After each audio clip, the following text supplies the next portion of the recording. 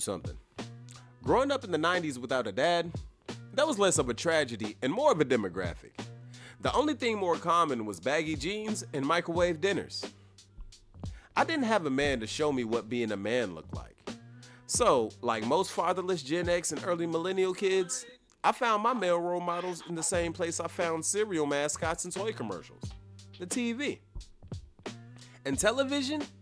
Yeah, that wasn't exactly filled up with upstanding citizens. This gun, look, see this chamber right there? This is no bullshit. This is real, it's a real gun. 9mm in your ass. 9mm. That Hollywood bullshit, man. You gotta carry these or you get f***ed up on the street. So you gotta be And this got an prepared. infrared scope on it. Y'all be seeing me in the paper, be like, what's wrong with that nigga?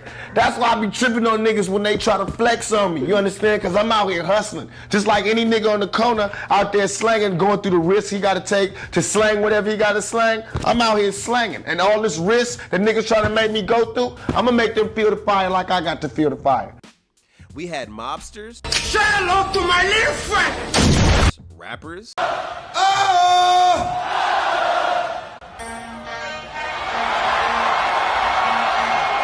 Kingpins, and dudes with names like Ice and Murder.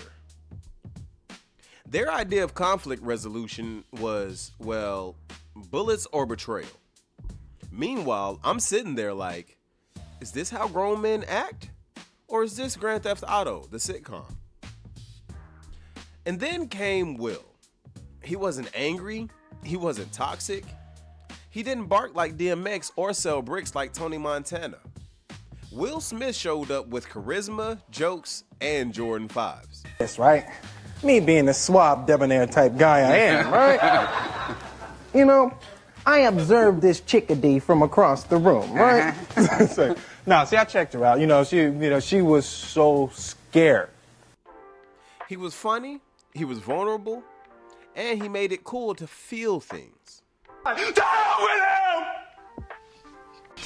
How come you don't want me, man? Yo, that wasn't a scene. That was a group therapy session for every black fatherless boy in America. Then Hollywood hit him up like, hey yo, you want to save the world and get the girl? And Will was like, say less. He was smooth. He was brave. He punched aliens in the mouth and still had time to raise a kid and sell medical equipment with no money. Will was the blueprint. Every dude wanted to be him, every woman wanted to be with him, and every dad was like, hey son, watch this. This is how you become a man.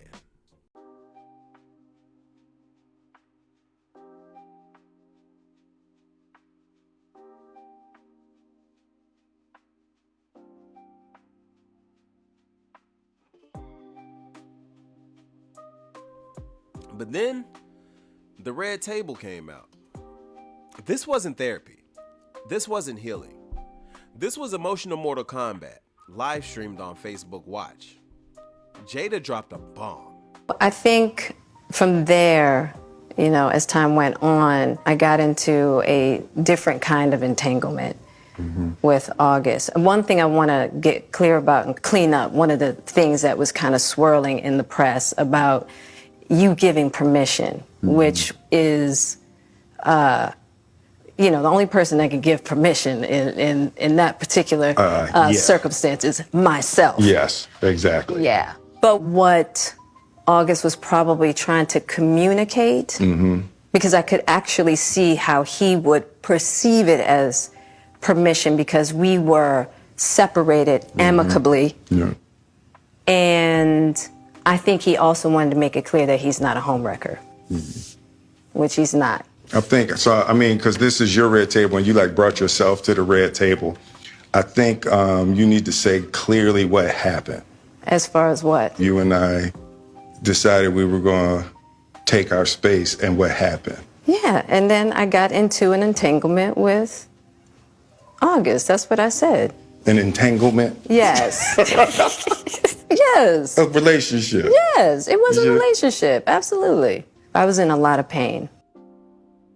Sis said entanglement like she was describing a new yoga stretch. Meanwhile, Will is sitting there like someone just unplugged his soul. Decided we were going to take our space, and what happened? An entanglement? Yes. Yes. A relationship? Yes, it was a relationship.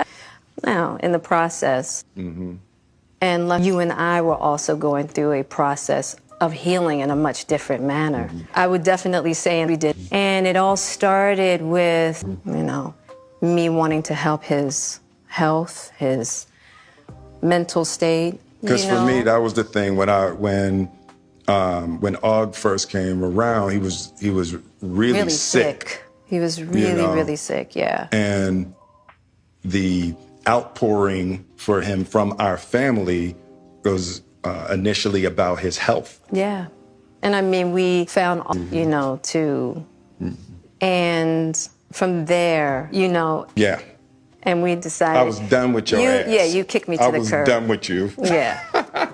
Marriages have that, though. Marriages have that. Yeah, we decided that we were going to go figure out how to make yourself happy, and I'll figure out how to make myself happy. Well, I really felt like we could be over. And then what did you do, Jada? Well, you know, I think from there, you know, as time went on with August. I launched into an interaction. What do you feel like you were looking for?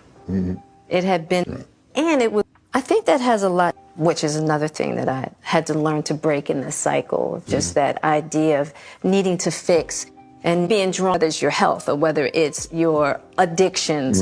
There's something about fixing people versus, and taught me that. Because I wasn't sure I was ever going to speak to you again. I know. Yeah, like the fact that I'm speaking to you again is a miracle. I would agree. There's just certain things that you have to go through, and it's like. And I wish.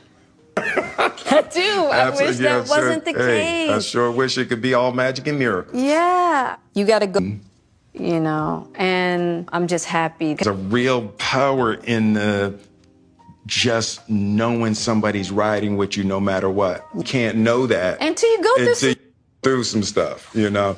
I don't want to go through this no more. I'm going to get you back first. I think we're good on that, okay? Okay, that's probably true. You know, and I don't think it's about. No, for me it is. I'll give you that petty if that's what you want. But, you know, I will definitely say, you know. 25 years and counting. We die together. Bad marriage for life. Bruh, that man blinked in Morse code, and I think he was asking us for help. And just when you thought it could get no worse, Will pulled up to the Oscars like it was WWE Raw. Slaps Chris Rock on national TV and shouts, "Keep my wife's name out your fucking mouth!" I'm going to, okay? Okay. That was a greatest night in the history of television. Okay. And just like that, decades of class, charm, and respect gone in one emotional haymaker. The internet ate him alive. We got you. Shit was crazy. Will Smith did tonight was straight bullshit. Props and congratulations to him for winning the Oscar, because damn it, he deserved it. And I love the brother and I'm proud of him, but boy, was that a shameful act for him to commit tonight. To go up on stage and slap Chris Rock like that, he's lucky he didn't get his ass kicked, particularly after the event was over. If not by Chris Rock, to the fellas he had there with him. I mean, damn. Denzel and Bradley Cooper and Tyler Perry having to calm you down, your publicist having to run out and calm you down. I mean, damn, come on, bro. Come on, man. There's no excuse for it, ladies and gentlemen. Don't even try to justify it, okay? An incredibly dignified response. I'll say this, Will Smith can't take a joke. Chris Rock can take a punch. Can I ask you about this? You did post about the incident that happened last night on your social media. Did you think it was staged when you posted that? Sort of, kind of, but I never know. Still don't know. Still don't know. Okay. The Oscars tonight, a lot of big moments. Obviously, Will Smith, Chris Rock was a moment. Anything you guys want to say about that? Muhammad Ali was a great movie. Sometimes. My nigga Chris Rock got a chin though. I know ain't nobody even not thinking what I'm thinking. He got a chin. Yeah. Jada didn't even defend him. Do y'all see this shit? Jada Pinkett Smith wishes Will Smith didn't slap Chris Rock. I'm not a woman who needs protecting. Ooh, Will. What can you do right, my brother? It's like you slap a nigga, you still wrong. You don't slap a nigga, you still wrong. I don't know, but if it's just me, but that's some toxic shit. Like, I know you love this woman, I know that's your wife, you know, I know that's personal, but brother, get out. You might be what Get Out is about, bro, because like this shit is crazy to me. How you slap a whole nother dude and now your woman comes out publicly and says, if this is true, this shit is crazy. I hope this is a lie. Because come on, shorty. Come on. He slapped the nigga in front of everybody for you. And now you gonna say this? No, say it, man. Chris Rock got a Netflix special, and Will, he got a one-way ticket to meme hell. But here's where the real tragedy kicks in. Will Smith did everything right. He was successful. He was faithful. He worked on his marriage. He tried to protect his woman. He tried to be a better man. And for what? He got turned into a punchline, a cautionary tale. The guy you bring up when you say, see, nice guys finish last. Will's story is tragic, not because he failed, but because he succeeded and still lost. He showed us that no matter how perfect you try to be, if you don't have boundaries, if you keep pouring into others without getting poured into, you'll end up like Will, a king, living in emotional exile, crowned and memed, and chained to a red table. So what do? We learn, we grow. We stop letting love become a prison sentence. And fellas, if she ever invites you to the red table, you better bring a lawyer and a camera crew. Like, comment, and subscribe if you're still rooting for Will Smith to take his crown back. Because me, I still rock with Big Willy from Philly. But sometimes, even the Fresh Prince has to leave Bel-Air and never look back. But that's all I got for y'all in this one. Let me know how you feel about it down in the comment section. Don't forget to like the video on your way out and subscribe to the channel if you haven't subscribed. And until next time, gang, you know the name. It's Transition representing Gap 2 Gangs. Oh yeah, and don't forget, life isn't about making it from point A to point B. Life is about living in between the gaps. Peace out. Lane sippers and mean strippers who just all up at the green and it means just fast living. And I'm not one to judge, cause I've been off that mud double cup with no fucks when I pass limits. And who don't like to smoke and get gone off a cone, but it would not get blown unless gas in it. Hold up, we bout to roll up. I got some smoke, keep you up like it's Folgers. Rookies try to hit the cookie, fuck around and throw up. So we drop the hottest pen verse and it blow up. But we got some recognition from a nigga, so what? We be walking down the street, get beeps like they know us. Now bitches in the sheets, but the freak on the meat skis, keep grab their feet. Hell yeah, make them toe touch. You know what? I go nuts, but yet I'm steady focused. Probably from the biomass flower, no lotus. I can't even think how many trees when it's smoked up. Whatever the number, gonna fuss, you'll need a tow truck. Getting shit across the seas with ease, put the boat up. That's no lie, baby girl, no joking. Shorty said she can't swim, I'm behind the back stroking. Do it for the love of buzz, stuff a blunt, make it swell and make your fucking chest open.